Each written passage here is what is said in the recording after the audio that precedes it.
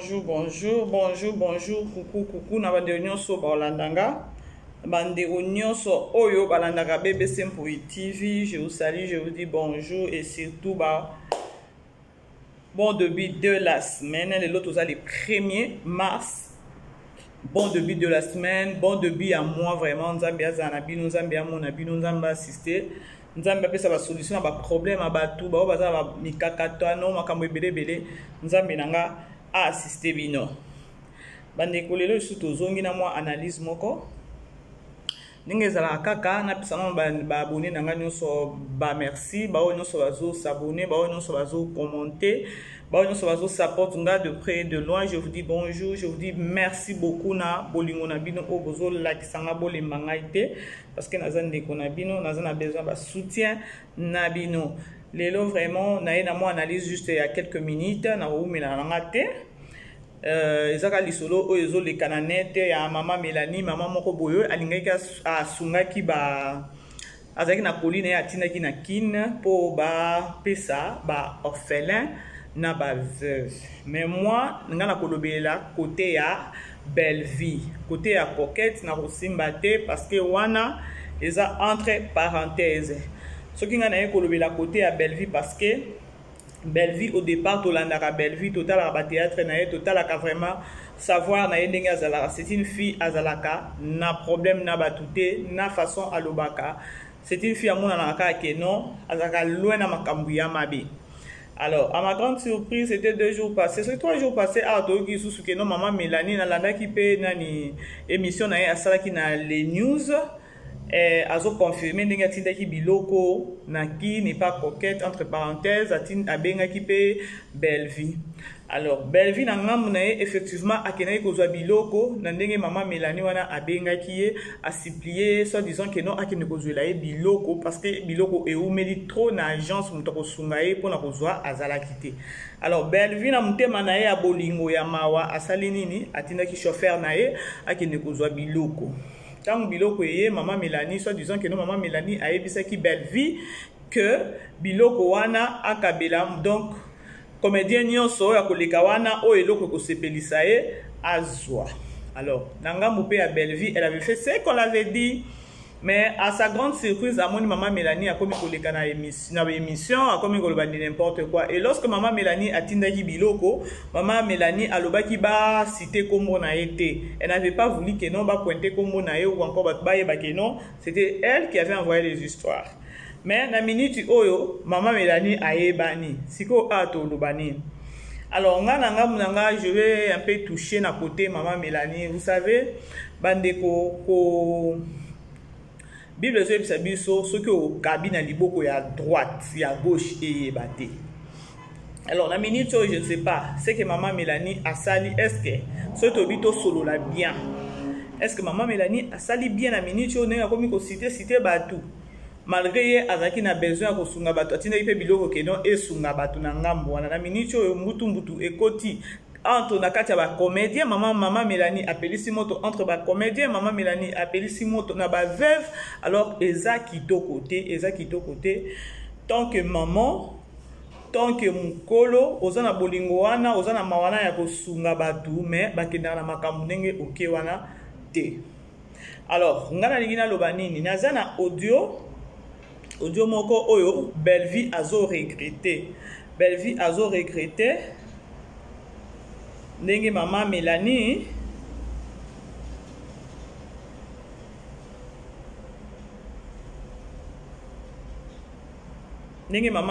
azo donc c'est que maman Mélanie a fait ou encore c'est que maman Mélanie est en train de parler. Alors belle vie et c'est félicité ce que bolandi audio ya belle vie bokoyoka que non la fille vraiment je sais pas esalinga kutuna mawa balobisi baba ya bato. Alors tokolanda nanu moi audio oyo na bino comme ça toyoka.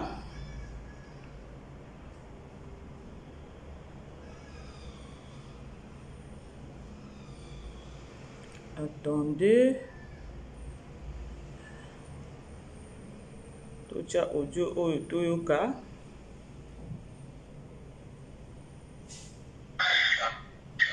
Maman, avec tout le respect, maman Mélanie, avec le nom de Jésus.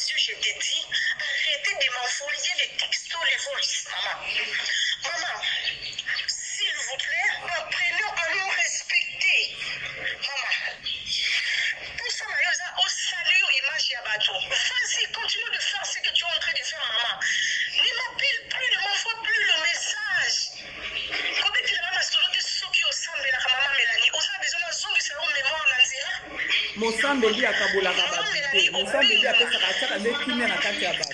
Ngai de nature naza moto naloba makambo te na leka bémission te, même si on m'insulte, allez-y m'insulter. Dieu seul sait, ça je te dis au fond de mon cœur. Maman Mélanie obenganga. Olobi singa bien, olobi belle vie. Natinda nasala koli, natindela coquette, nakomba coquette, mais nazozwa coquette te, mais natindela déjà bakoti makambo nyonso, nazwaka coquette te. Koli natinda eza bo akabola baveuve na baorphelin. Ngala biso mama Mélanie, lokolo otiaki kombo na koli mpo na coquette akabola baveuve na baorphelin, ngai na okota na makambo wana te mpona kekabola baveuve na baorphelin, pesaka coquette. Pesaka coquette akabla baveuve na baorphelin. Olobi na nga ok. Mais eza deux cartons. Carton moko eza baveuve na baorphelin, carton moko eza mpona baartiste. Oh nyonso akosepela apona eloko na kati. Ngai na se sacrifie mama. Otinela mbongo transport te mpona kezolo bakolia. Ngai na se sacrifie. Nati carburant, natili chauffeur akei akezo bakoli aye nango. Coquette aye azo bakoli oyo aye akei nango. Oyo etikala na biro olobi artiste nyonso. Na carton na parce que bato bazoi biloko carton ezalaki ya obie bababwaki. Bakoma pour tous. Olobi artiste nyonso oyo osepela afongola carton ezo eloko. Mama otikala otangela nga bakoma ya bato oyo ozotanga na TV te mama. Nazalaka logique, nazalaka honnête na vie. Eloko nalingaka kozala eza kosala honnête na vie, kozala na honnêteté. Nayebi nde bayiba eloko ya moto te, nayebi ndenge balirki eloko ya moto te, nayebi ndenge bakosaka mpona eloko ya moto te. Nga nazwi carton wana na tie na biro, artiste nyonso aleka wana azwa eloko na kati ya carton mama Mélanie. Tu veux que je cite le nom? Le Turbo apona eloko na carton wana azwa, Serge apona eloko na carton wana azwa, qui encore mama Thérèse apona eloko na carton wana aza, basa mpe mwa ebele bazwa biloko na kati ya carton wana. Barisha mokoko. Esili nga na sololi na yo mama Mélanie. Nabi mama Mélanie, napesi baartiste oyo nyonso alekaki na biro azwaki mwa quelque chose. Ezalaki jour ya gratification na banda osala na décembre. Nakabonaki biloko na mpe na décembre, nasali yo rapport. Nabi mama, c'est bon, baartiste mosusu bazwi mwa quelque chose. Na biloko mosusu etikalaki na kati ya carton, eza basapato ya minene ya banimero 52 wana, mpe eza ya bien te, en tout cas bato bazwi te mosusu etikalaki. Obi ok mama, pas de problème. Esili nano tosila na wana. Mama falaki na sasoni. Apart wana falaki na sasoni. Falaki na banda kofilme moto video moko moko soka ya zozo eloko mpona sepelisa yo. Opesaki obaki moto amtazo eloko moko, moto amtalekaki azoki eloko moko moko. Après wana mama esili te. Eloko nini oza nango na kombo na nga. Eloko nini bozoluka na nsima ya kombo na nga mama. Nga asala politiki te. Naza artiste. Naza vraiment artiste. Ya bandeko na kati audio eza vraiment mwa mulai nga kaka no boyoka façon comédienne na biso Bellevie a regretté na comportement ya mama Mélanie. Ce qui tolobi totala bien Bellevie asungaki pe mama Mélanie de part et d'autre. Bellevie asungaki mama Mélanie, mais récompense ezongi ya ba problème. Nangam nanga donc l'analyse nanga, j'ai voulu juste parler na comportement ya maman Mélanie parce que maman Mukolo soit disant ya le bien sambela ka alors to ko juger moni ceux qui ozo sambela er moko ceux qui ozo mo sambeli to senga tape sagesse en Nzambe na intelligence en Nzambe parce que sagesse ya ko uta likolo na intelligence en Nzambe donc et puis ça ka vraiment ezali loko moko ya bien na sens que ba problème a boye eza kozanga sagesse na kozanga intelligence nde komisa bato na ba problème ya mutindo oyo.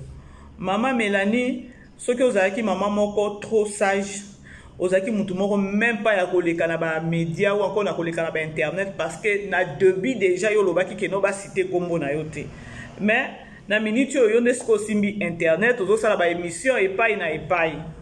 Moi je regrette dans le sens que olobaki na un kombo na yo ebimate Dédé yo wana siko obandi siko se présenter na ba chaîne à batou. Pour nangai normalement si tu avais vu que non ba carton o tindaki na Congo wana et comme un peu mindondo ça so pende so ou encore au monyango que non ba escroquer au biloko carrément ba neti belle vie aza mwana ya papa Elombe belle vie aza ya groupe Simba pourquoi pas consulter même papa Elombe obengi ata numéro oluki ata numéro ya papa Elombe tant que papa ya belle vie ya musala obengi papa Elombe o expliquer bosilani kaka na nini na sous coulisses peut-être papa Elombe alinga sani alinga solo na belle vie et puis tout to bito tala bien belle vie azani na problème te pourquoi bimisi kombo ya belle vie hein na minute oyo otie belle vie na confusion otie belle vie na problème na ba comédien mususu oyo tanga ki kombo na ba batasi ala so na banani wana je sais pas bandeko bomoni biloko mususu il faut pas kaka que non ozo kabela mutu eloko bayeba que non okabaki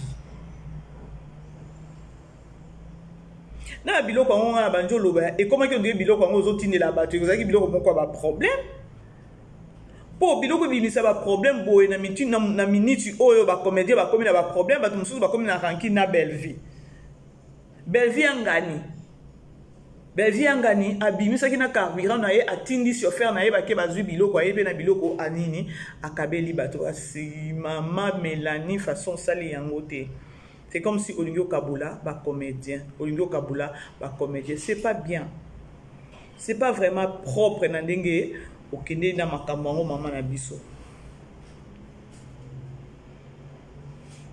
mwana batu nani belle vie aloba te belle vie aloba te la preuve ane ke yango na saki nini aidaki yo asungaki yo aki azui biloko siko rapport nini elobi ataye moko na audio rapport nini fallait apesa yo mais alobi pe apesa ki yo rapport oyebisi pe o répondre ki c'est bon merci nzamba pambola yo mais pour par rapport bandi ko sala ba émission bandi pour nanga soki totali bien belle vie aza na problème te pourquoi bimisa ki kombo ya belle vie hein il fallait peut-être aussi là peut-être car na coquette ndenge azoki biloko depuis ce qui décembre to comme ce qui na fait en février biloko ezomona na te parce que muntu o asunga ki okokende ko bimisa biloko kuna soki na njili kuna place biloko ekomaki akotisi yango na centre ville apesi coquette ezalaki belle vie sikoyo lifuti nini wana opesi belle vie c'est pas bien c'est comme si ezana mutu aza na sima na yo bolingo bokabola ba comédien c'est pas bien maman Mélanie pona ngai arrêtez na kosala ba émission arrêtez vraiment kosala ba émission parce que eza kitoko te eza propre te yo lingaki batu bayeba yo te tango tindaki biloko mais na minute o batu bayebi yo bilamba c'est quoi hein elamba kaka ya elamba mutu azokufa tiki garde-robe bilamba ou encore ata biloko yango soki ndenge ekendaki ana ebunga ekoma na maboko ya bato mususu wana te mais o muntu pe alati wana sasa pe kaka muntu c'est comme si kaka pe osungi ye pourquoi kolobela biloko na sens wana hein muntu azokufa atiki garde-robe bilamba atiki garde-robe ya basapato pourquoi kolinga kobebisa réputation ya bato na sens wana c'est pas bien omoni bandeko nous les Congolais tous on a problème moko tous on a rapidité à kobebisa une réputation ya mutu vous savez kobebisa réputation ya mutu ezelo moko eza facile mais siko pona mutu à se racheter ou encore mutu abongi sa réputation na babebiseli ezalaka facilité et puis surtout oza mutu moko oza na ba nerf solide osani naka oyo osani on a quelque part maman Mélanie ozobebisa donc ozo salir réputation ya bato ozobebisa réputation ya bato c'est pas bien vous savez kobebisa réputation ya mutu eza eloko moko ata nzambe likolo osepela nango te yo bebisi réputation ya mutu ok c'est bon siko bongisa réputation yango soki pe eza lokuta la vie continue lobi toyebi te nga kutu ezolekelanga makasi maman Mélanie yo na kino wana oza na bandeko te soki olingaki peut-être basunga ba orphelin ou encore basunga ba veuve oza na famille na kini te okende kaka koluka ba comédien po omemela bango ba problème hein na kini maman Mélanie oza na bandeko te totuna nanu po soki oza na besoin kosunga ba orphelin parce que na minute oyo olobaki ke non bayeba yo te donc batanga kombo na yo te basite kombo na yo te mais na minute oyo kombo no esebimi siko nga na tuni na kini wana oza na famille te peut-être il fallait otindela ta famille na yo ou encore so peut tolobi ke no otindelaki pa ezalaka nango ezala nango. Donc soki otindi eloko moko na pays kuna otindi eloko na Congo boye ba biloko ne ezala nango kaka otindela mutu peut-être zo sapato zo ba bilamba oboka bola boye ba mésentente na mike ezalaka nango. Alors il faut qu'on trouve un normal. Il faut qu'on trouve un mot normal qui est comme ça. Ça là, peut-être, ceux qui Bellevue encore, Bellevue, quand on a un problème, t'es coquette, couteau. Ça là, on n'est que non, coquette, n'déconayo, au tindele biloko, au la paix, ça va n'déco moussou, après c'était à vandele en haut. Trouve un mot normal, trouve un mot normal, pour n'déconabiso, peut passer à la cabiso, bongo, bakata. Hein? Au cas où ça va au tindi biloko, tekelanga boy, à tekelo biloko, peut allier. Otindeli pe camarade même au boy famille na yo lobi ke non asala ta business na ndeko nanga o na camarade nanga to kola na e otindeli pe camarade biloko boy camarade pe ateki allié mbongo ça revient au même parce que ça va tout ça ngana kotinda ndeko nanga te so na tindeli ndeko nanga biloko boy akoteka ngo akolia mbongo. OK Lucas ko mutalibanda ya famille pe asali au même. Siko, tu ne trouves pas que non bo trouver ngo kaka simple bo trouver ngo kaka normal que ko bebisa ba réputation ba tunandengwana. Hein? Coquette pe ndenge azawana aza artiste moko munene ya pays na biso. Ce qui peut alati lambango et ça peut na problème tenga ngana zo mona kutu problème te. Attaque ono omona ki alati yango a tourner nango théâtre. Est-ce qu'il fallait ka ko ya oloba? Vraiment. Babomaka moto mama, babomaka moto. Ou encore il fallait que vous lukiez kaka coquette ngo ebisa coquette la mana na tindelaki yo na tindaki wana ezaki ya mama tel ya veuve tel siko yo olati yango lisusu ndenge nini oke ko sala ngona ba tournage. Il fallait les canaux médias, il fallait les canaux ba vie les news que ne koloba ke non na mona ki na bilamba na lati, c'est comme si coquette a la takate. C'est comme si coquette a la takate, c'est comme si coquette a zane lambate. Non, bandeko. Au moins, je vis les condamné na baki na okota à côté à coquette, mais et kakana loba mukie. Au moins, et ça linga mabe na sens que nous les Congolais toye ba couper ça mutu respecter. Toye ba ta ko remettre mutu respect à muke tozala na ngote. Ce qui peut être le la maman Mélanie, ni anima qui est peut-être abenga coqueto apé sa biloko ba kino pesa ba banani ba veuve ou encore na ba orphelin. Ba fondation eze belé na kini wana so okoti na net ata na Facebook okoti na ba YouTube wana au moins ba fondation eze belé na kini. Et belé, il fallait kota na bango en contact que kolukela ka bato ba problème boy. Hein? Ba fondation eza ebele kaka na poto kuna eza na basi ya poto ebele bazana ba fondation ba kitaka ba eko na Congo na pays kuna ba ke ko memela bana ba sapatu ba nini ebele mais il faut ko tata na bango en contact opesi bango biloko ba kiti ba ke ko kabela nini ke ko lukela ba comédien ba problème en façon donc obebi sa réputation à mutu réputation ba somba ngote et lambe zeloko te. Pour mutulelo oke okufa bo tiki elamba siko pourquoi obanda koleka na ba interview encore na ba net ko banda kolobela bakamba bilamba bakamba ba sapato. Mais maman Mélanie quelque part sur le but que non oza mosambeli vraiment moi je ne pense pas, je ne crois aussi pas ça parce que mosambeli aza oya bomaka moto biloko mususu mosambeli OK it fine ça va pour ata soki nani coquette alata kiango esali pe eloko te. Je vois que non osungi pe coquette. Pour coquette ndenge azawana azangi mbongo akosomba elamba te. Ou encore ndenge coquette avandi wana bana poto batinda ke bilamba te batindela kaye. Bandeko il y a de ces gens là bazo condamné bazo ba coquette muyibi. OK. Nga naza kunante problème nanga naza na katikati. Coquette azwa bilamba te eza problème nanga te. Problème eza ya maman Mélanie. Soki atindaki bo ndenge lobi ke non atindaki biloko et que coquette azwi biloko avandeli biloko. Il fallait pas aya nango liboso ya nani. Il fallait pas que ça problème na internet parce que tant bandaki ba deal na bango ya kotinda ba carton ya ba biloko ezaki na internet te. Ezaki a huis clos.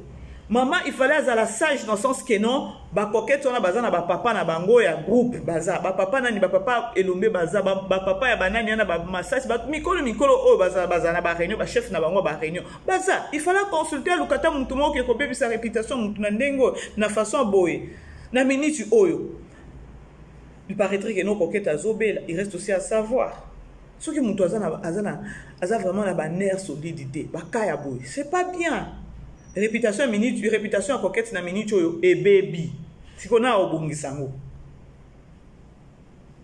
Ok pe okoti si belle vie. Belle vie kutu sokto landi kutu audio awa. Alobi azana est clair na malobana. Azana est clair. Il fallait peut-être okufaka na kombo coquette. Il fallait pas okoti sa kombo belle vie. Na batu o bazo loba ebele bande ko bayoka rapé côté bayoka côté nyoso mi balé. Bayoka côté nyoso mi balé. Nani belle vie wana abimis alobi atineli kutu mama Mélanie message suko landi audio ya belle vie ozo kana mutema pasi wana azo regretter na tina kenai kozwa carton wana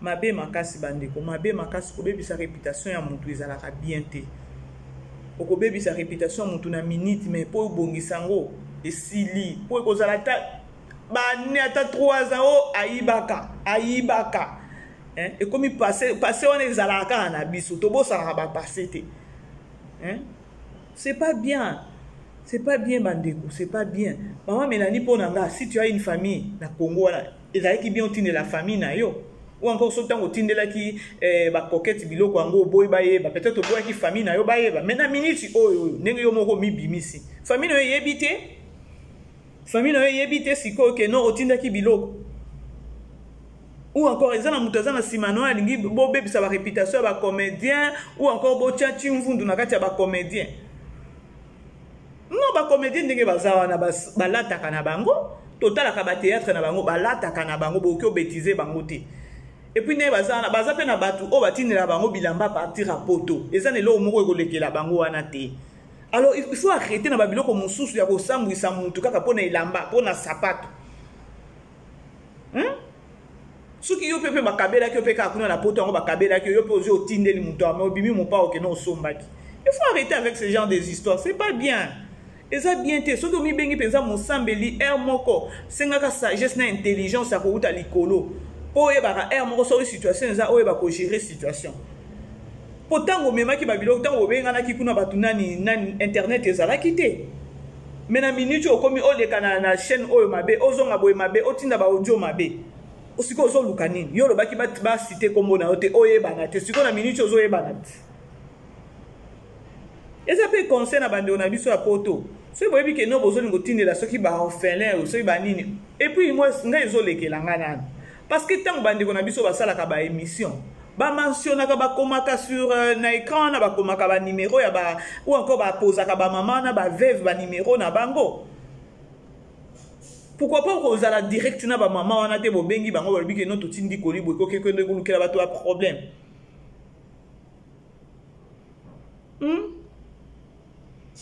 Mabe makasi.